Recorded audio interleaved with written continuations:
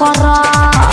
अरे जान बाएं धोके फेरा में न पर सटान न कर। तो हफ्ते जवानी जियान न करब। पीछा न छोड़ा बेगोरी केतनो कीली कर जाने फसाबू।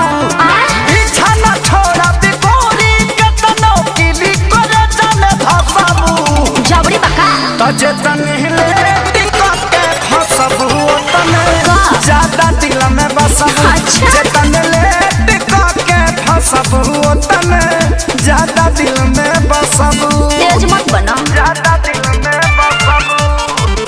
ज्यादा दिल में बसाबू।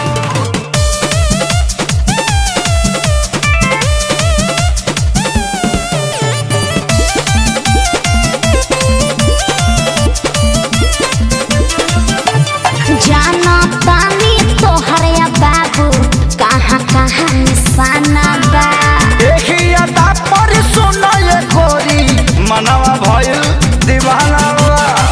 आउट ऑफ कंट्रोल मत होकर बुझला ना।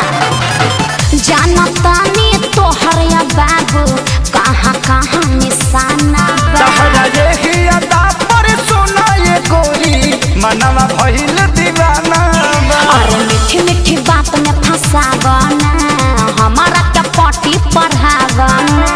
ऐसने आफर छोड़बू ता तू जीवन भर तरसबू।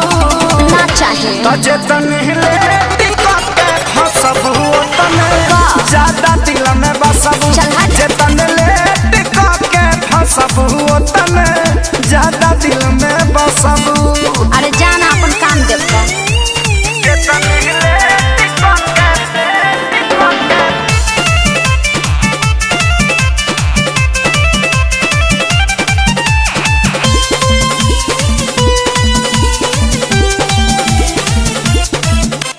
केतनो पीछा करब नहीं आई तोहर बारी हो। जिद पर आइल बारे न छोड़ी है तोहके कुंदन खेसारी हो। जबरी बका जे पटा लेब। केतनो पीछा करब नहीं आई तोहर बारी हो।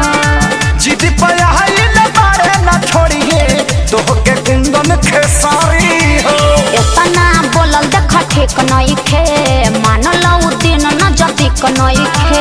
होए के पारी तोहरो जे तू प्यार पे हमरा हसबू। अरे हट न। जे तनहिले टिका के फसबू तने ज्यादा दिल में बसबू। जे तनहिले टिका के फसबू तने ज्यादा दिल में बसबू।